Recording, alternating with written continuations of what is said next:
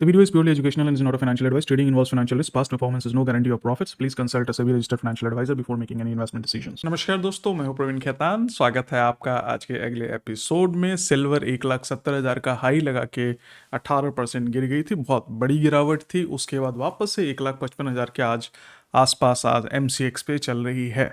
तो क्या लगता है सिल्वर में ये बढ़ के 2 लाख 2.5 लाख वापस जाएगी या फिर वापस से घट के 60-70 हज़ार तक आ जाएगी? तो बहुत ज़्यादा ही सबको डर लग रहा है सिल्वर में फिर से कि क्या होगा। तो करते हैं सिल्वर की फिर से डिटेल एनालिसिस। अभी मार्केट क्या कह रहा है, पूरा फंडामेंटल समझेंगे, टेक्निकल चार्ट्स को समझेंगे, इंपॉर्टेंट लेवल्स को समझेंगे, किन लेवल्स पे बाय या सेल करना चाहिए ये भी समझेंगे। और साथ में आपके लिए एक बहुत बढ़िया रिवॉर्ड भी है इस वीडियो में, तो ध्यान से देखिएगा और आप बोलेगा सच में कि भाई ये तो गजब का रिवॉर्ड है। दोस्तों, सिल्वर में जो सबसे अहम बात है वो है प्राइस खुद। और अगर आप मानते हैं कि सिल्वर की कीमतें 2 लाख चली जाएगी यहाँ से और आप ख़रीदारी करते हैं 1,50,000 में, तो आपका अपसाइड प्रॉफिट होता है लगभग 33% का रिटर्न। और अगर सिल्वर की कीमतें यहाँ से घट गई और टूट कर करके मेरे हिसाब से लगभग 80-90 हज़ार चली गई, तो आपका रिस्क भी 50 से 60 हज़ार का होता है। यानी कि आपका रिस्क रिवॉर्ड रेशियो खुद यहाँ पे 1:1 का है।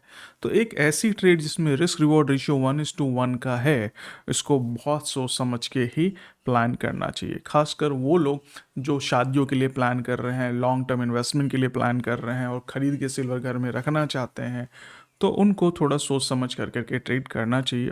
देखिए, सिल्वर आज उसी रेट पे है डॉलर प्राइसिंग टर्म में जो 2011 में थी। यानी कि लगभग 13-14 साल लग गए सिल्वर को उस रेट पे वापस आने में डॉलर टर्म में।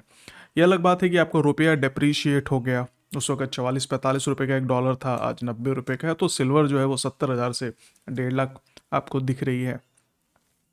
बट क्या सच में सिल्वर अब यहाँ से और बढ़ेगी? चलिए समझते हैं। दोस्तों, ट्रेडिंग का नाम सुनते ही लगता है कि ये तो सिर्फ फाइनेंस वाले लोगों के लिए है, बट ऐसा बिल्कुल भी नहीं है। कोई भी सीख सकता है ट्रेडिंग। हाँ, सीरियसली, स्टार्टिंग में बस थोड़ी सी प्रैक्टिस चाहिए। जैसे क्रिकेट में आप एक महीने में सचिन या गावस्कर नहीं बनोगे। शुरू में थोड़ा टफ लग सकता है जब आप बार बार डक पर आउट होगे, लेकिन जब समझ आता है तो मजा ही अलग है ना। तो अब सुनो, एग्जाम लेके आया है एक सॉलिड चांस, एग्जाम का top trader demo trading competition. यहाँ आप रियल मार्केट कंडीशंस के जैसे ट्रेड करना सीख सकते हो without investing a single rupee. Virtual money से बढ़िया प्रैक्टिस हो जाती है और कोई रिस्क नहीं है, कोई लॉस भी नहीं है। ना पैसा लगाना है, ना एंट्री फीस है। बस अकाउंट बनाओ, KYC कंप्लीट करो और शुरू हो जाओ कंपटीशन के लिए। और हाँ, 100 विनर्स को मिलेगा rewards from a total price pool of $50,000 सिर्फ अपने स्किल्स के दम पे। $50,000 लगभग 44 लाख होते हैं भाई साहब। प्री रजिस्ट्रेशन चालू है 10 नवंबर से और ये कॉम्पिटिशन चलेगा 2 हफ्ते, 19 नवंबर से 1 दिसंबर तक। आप कभी भी ज्वाइन कर सकते हो। तो अगर ट्रेडिंग सीखने का मन है या बस देखना है कि मार्केट कैसे काम करता है, तो दोस्तों ये बेस्ट चांस है रिस्क फ्री ऑफ कॉस्ट सीखने का और अपने स्किल्स को आजमाने का। तो ट्राई करो, हो सकता है नेक्स्ट टॉप ट्रेडर्स आप ही निकलो। I am giving link in description below, check it out today. दोस्तों, जो एक चीज़ सबसे ज़्यादा चर्चा में है आजकल वो है कि भाई सिल्वर की जो डिमांड है वो बहुत बढ़ गई है। जो EVs हैं, इलेक्ट्रॉनिक व्हीकल्स, उन सब की बैटरीज में काफ़ी ज़्यादा सिल्वर यूज़ होने लग गया है। और जो सोलर पैनल्स हैं उसमें भी बहुत ज़्यादा सिल्वर यूज़ होने लग गया। तो इसलिए सिल्वर की डिमांड बहुत बढ़ गई है और आने वाले टाइम में भी बहुत बढ़ेगी, इसलिए कीमतें सिल्वर की बढ़ रही है। तो हमें इस फिगर पे ज़रूर ध्यान देना होगा कि कितनी डिमांड बढ़ी, और वो फिगर मैं आपको शेयर करूंगा, एक्चुअल फिगर्स। वैसे जब मैंने ये सवाल पूछा ChatGPT से कि भाई कितना हमारा सिल्वर का यूज़ होता है बैटरीज में और क्या डिमांड है, तो हमारे पास एक बहुत ही सॉलिड जवाब आया है कि भाई जो सिल्वर है सोलर पैनल्स में यूज़ होता है वो तकरीबन आप मान के चलो एक सोलर पैनल में 20 ग्राम के आसपास का सिल्वर यूज़ होता है। और अगर मैं ये बात करूं कि सोलर इंडस्ट्रीज में वर्ल्ड वाइड तो लगभग 142 मिलियन आउंस ऑफ सिल्वर जो है वो यूज़ होता है। ठीक है, तो चेक कर लेते हैं कि पहले से अभी में कितना बढ़ा है। तो ये कह रहे हैं कि total 13.8% of total silver uses. अब सिल्वर यूजेस का क्या मतलब, इंडस्ट्रियल सिल्वर यूजेस का 13% या टोटल सिल्वर का जितना माइन होता है। तो एग्जैक्ट डेटा देखने से हमें आइडिया लगेगा। ठीक है, तो कई बार क्या होता है कि डेटा को इस ढंग से प्रेजेंट किया जाता है ताकि आपको लगे कि हाँ भाई बहुत ही अकाल है सिल्वर का और बहुत ज़्यादा ही डिमांड बढ़ गई है। भाई कितनी बढ़ जाएगी, इतनी बढ़ जाएगी कि सिल्वर की कीमतें जो है 5 गुना हो जाएंगी। अब यहाँ पे ये है कि अगर हम बात करें बैटरीज का, तो बैटरीज में भी अगर हम बात करें तो जो आईसीई लाइट व्हीकल उसमें मात्र 15 से 28 ग्राम पर व्हीकल हमारा यूज होता है और हाइब्रिड में 18 से 34 ग्राम पर व्हीकल हमारा यूज होता है। और नई बीईवीज में जो है लगभग 25 से 50 ग्राम पर व्हीकल सिल्वर यूज होता है, जो कि बहुत ज़्यादा नहीं है। बट अल्टीमेटली हमें यह देखना है कि टोटल में क्या फर्क पड़ा डिमांड एंड सप्लाई में। तो चलिए वो भी देखते हैं। अब जरा ध्यान से इस फिगर्स को देखिएगा। तो ये हमारे पास है इंडस्ट्रियल डिमांड बाय सेक्टर। तो इलेक्ट्रॉनिक्स और इलेक्ट्रिकल इसी में हमारा आता है। तो अगर आप देखें कि 2015 से लेके 2024 तक में स्टेडली डिमांड बढ़ी है और लगभग ये 460 मिलियन आउंस के आसपास का डिमांड है, जो कि ईयर ऑन ईयर यानी कि 2023 से 24 में 4% बढ़ा है। 25 का भी डेटा हमारे पास पूरा नहीं आया है, तो जब रिलीज होगा तो हम देखेंगे कितना डिमांड बढ़ा है। बट बहुत ज़्यादा नहीं है क्योंकि ऑब्वियस बात है प्रोडक्शन भी उस हिसाब से बढ़नी चाहिए। तो इसी तरह से अदर इंडस्ट्रीज में भी देखिए तो हमारा सिर्फ 4% है। अब बोलोगे सर 25 का बताओ ना डेटा, चलो आता है तो आपको डिस्क्लोज हो जाएगा। अब एक चीज़ और देखो, अब यहाँ पे जरा सा कि भाई हमारा जो है सिल्वर बहुत ज़्यादा रिसाइकल भी होता है, यानी कि इंडस्ट्री जितना कंज्यूम करती है कंपैरेटिवली उतना ही अच्छा खासा रिसाइकल भी कर देती है। तो जो अगर रिसाइकलिंग की बात करें, आपने देखा कि 140 मिलियन इंडस्ट्री में हर साल यूज हो रहा है। और यहाँ पे देखिए 2024 में 193 मिलियन सिल्वर रिसाइकल हुआ है, यानी कि इंडस्ट्रियल से, ज्वेलरी से, फोटोग्राफिक सिल्वरवेयर से उनसे अच्छा खासा सिल्वर निकाला गया। इंडस्ट्रियल में देखिए 109 मिलियन आउंस जो है वो सिल्वर वापस से जो यूज किया गया था सोलर पैनल, बैटरीज या इलेक्ट्रॉनिक आइटम्स, उन सब से वापस निकाल लिया गया यूज करने के लिए।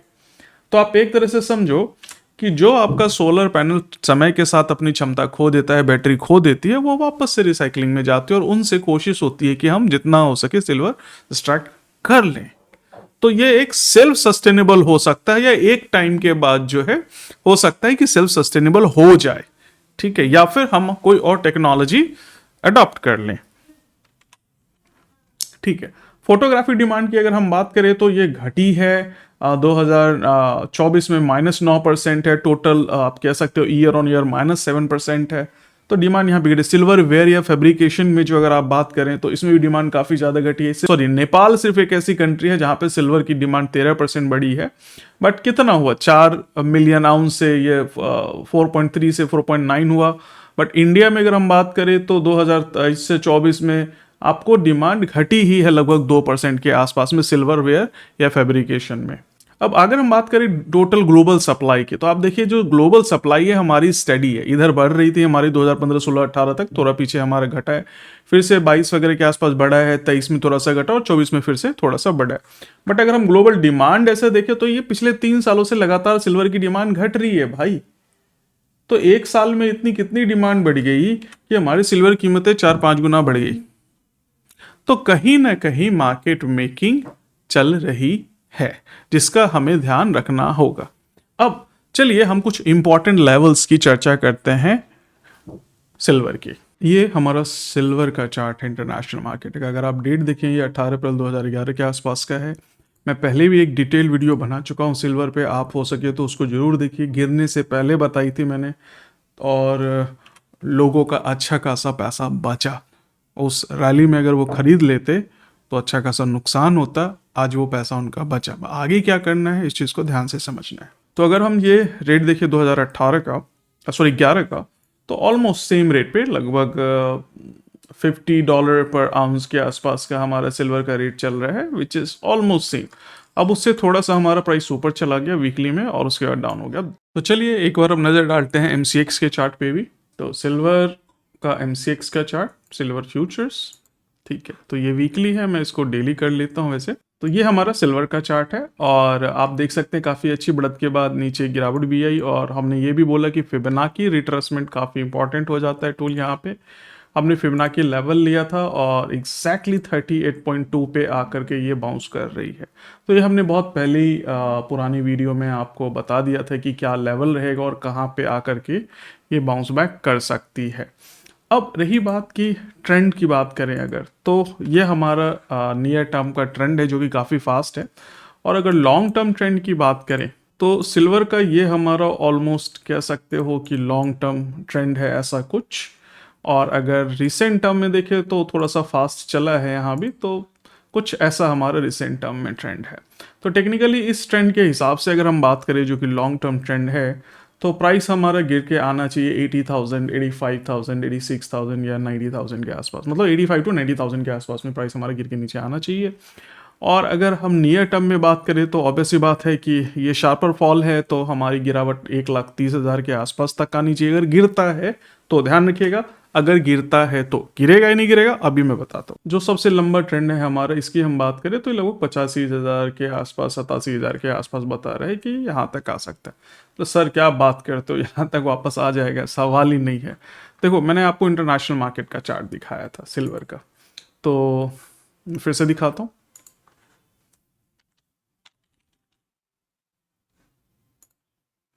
तो ये इंटरनेशनल मार्केट का चार्ट है। अब मेरे को बताओ कि ये जो है हमारा घट कर करके यहाँ से कितना नीचे आ गया, कितना परसेंट घट गया? अगर परसेंटेज की बात करें तो ये हमारा सिल्वर गिर गया लगभग 72% के आसपास सिल्वर गिर गया। और मैं कितने की बात कर रहा हूँ गिरावट की?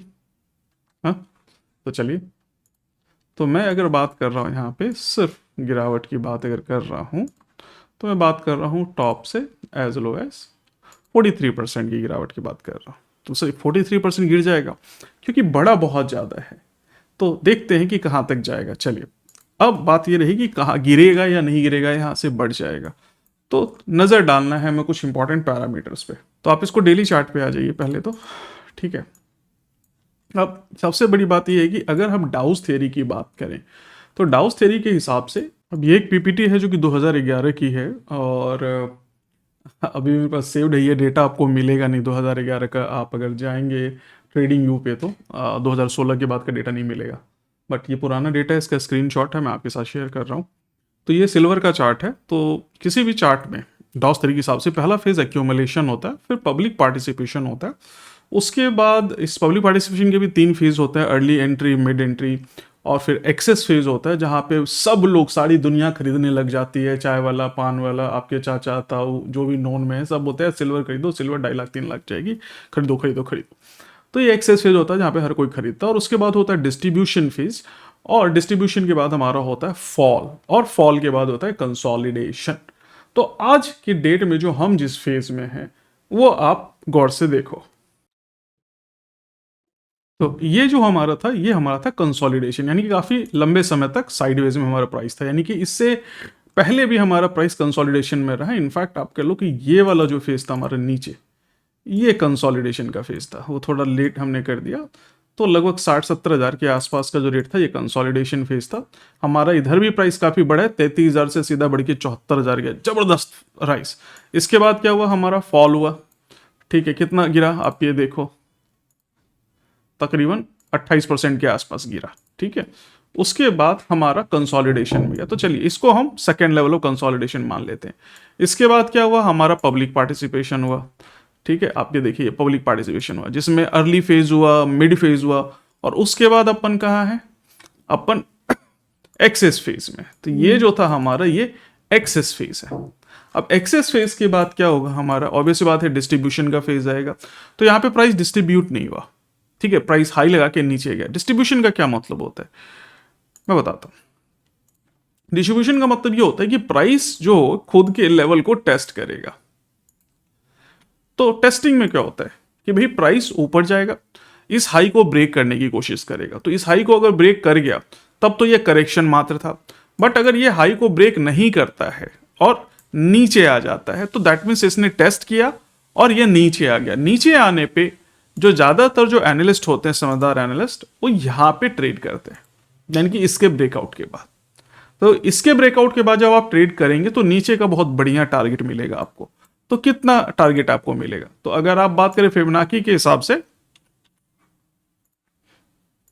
तो आपको जो नीचे का टारगेट मिलेगा वो तकरीबन मिलेगा, पहला टारगेट लगभग 1,27,000 का, जो दूसरा टारगेट मिलेगा लगभग 1,20,000 का। कम से कम आपको ये टारगेट मिलेगा 1,20,000 के आसपास का। तो ये डिपेंड करता है कि भाई हमारा जो है मार्केट पहले ब्रेकआउट हो लोअर साइड में और उसके बाद। तो फिबोनाची के हिसाब से 161.8 के आसपास का टारगेट आपको देखने को मिल सकता है।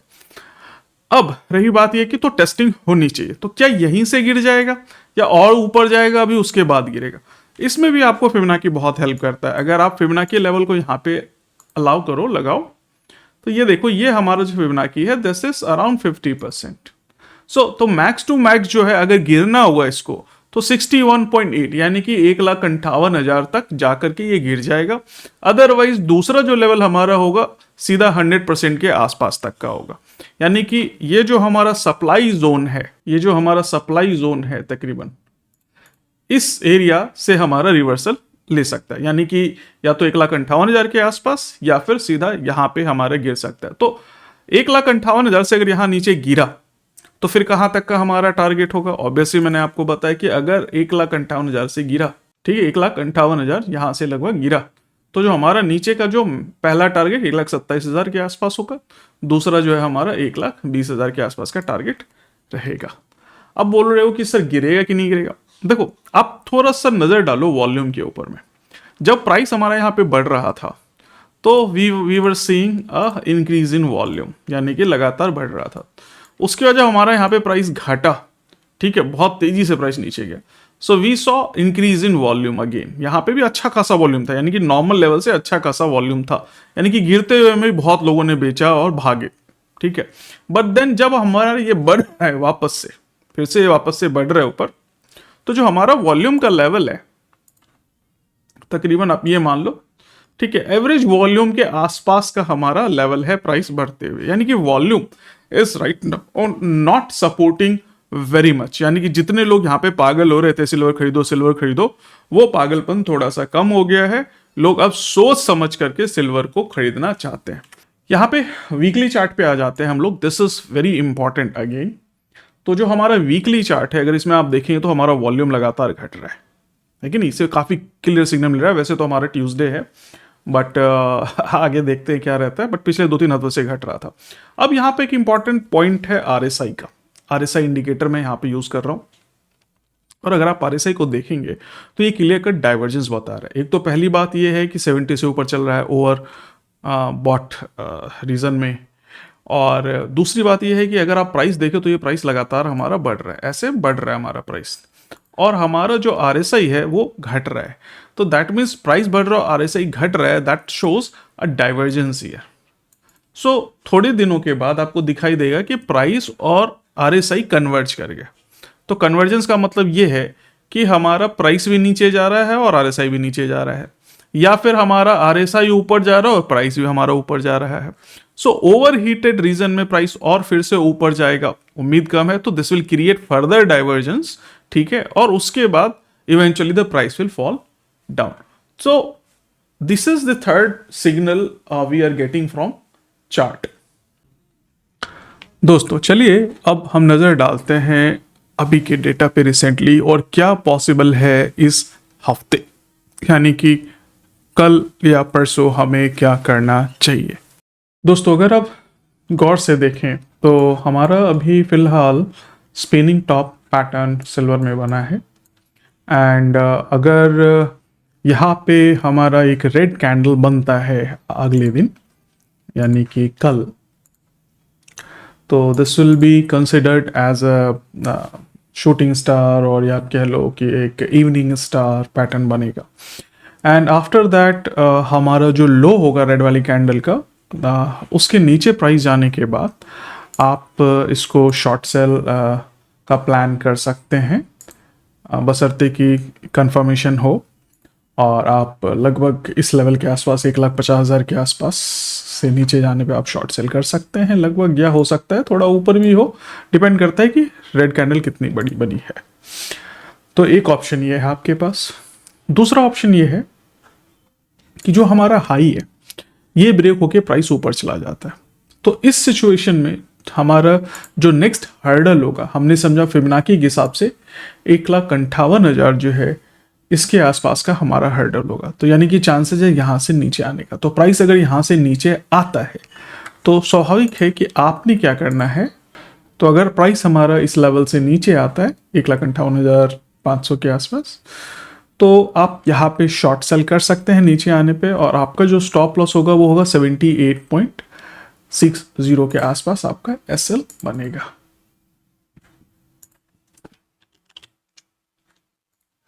राइट, तो ये आपका एसएल रहेगा। तो ये 3 इंपॉर्टेंट लेवल हैं। तो लो सर एसएल काफ़ी बड़ा हो जाएगा 158,000 के आसपास। तो ये डेली के हिसाब से अगर आप वीकली प्लान कर रहे हैं तो हाँ, इतना बड़ा आपका एसएल रहेगा। और अगर आप इंट्राडे प्लान कर रहे हैं, लेट सपोज, तो इंट्राडे प्लान कर रहे हैं, मैं 5 मिनट का चार्ट खोले तो जो प्रीवियस डे का लो है यानी कि आज का लो है 1,54,000 के आसपास का, प्राइस इसके नीचे जाना बहुत ज़्यादा जोड़ी मांगता है। तो इसके नीचे जाने के बाद आप इसको शॉर्ट सेल का प्लान कर सकते हैं, बशर्ते कि कंफर्मेशन हो, और आप जो है इसके ऊपर एक कैंडल ऊपर का स्टॉप लॉस भी प्लान कर सकते हैं। नीचे जाने के केस में आप अगर फिबोनाची को यूज करते हैं,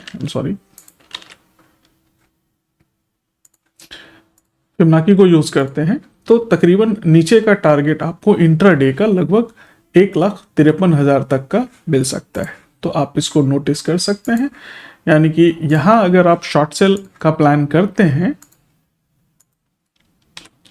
तकरीबन 1,54,000 के आसपास, तो आप as per the Fibonacci level आप नीचे का टारगेट प्लान कर सकते हैं। तकरीबन कितना परसेंट है ये, लगभग 0.43%, काफ़ी इंट्राडे के हिसाब से ठीक ही है, बट लेवरेज है, और लगभग 656 पॉइंट के आसपास का नीचे का टारगेट हमारा इंट्राडे में रहता है। तो दोस्तों होपफुली ये वीडियो आपको पसंद आई, और अगर पसंद आई तो दोस्तों के साथ शेयर जरूर करना। और अगर कोर्स सीखना है आपको, प्रॉपर प्रोफेशनल ढंग से ट्रेडिंग करना है, तो praveenkhaitan.com पे विजिट करिए। काफ़ी अफोर्डेबल रेट पे कोर्सेज हैं। और अगर एनालिसिस का टाइम बिल्कुल नहीं है, चाहते हैं सीखते हैं बट टाइम ही नहीं मिलता, तो visit malamalindia.com for SEBI registered advisory service. और जाते जाते जरूर बोलूँगा, ट्राई एग्जाम का ट्रेडिंग चैलेंज, है कि नहीं? तो डेमो अकाउंट खोलो, उसके ऊपर प्रैक्टिस करो और अपनी स्किल को टेस्ट करो। मिलते हैं अगले वीडियो में, तब तक के लिए बाय बाय।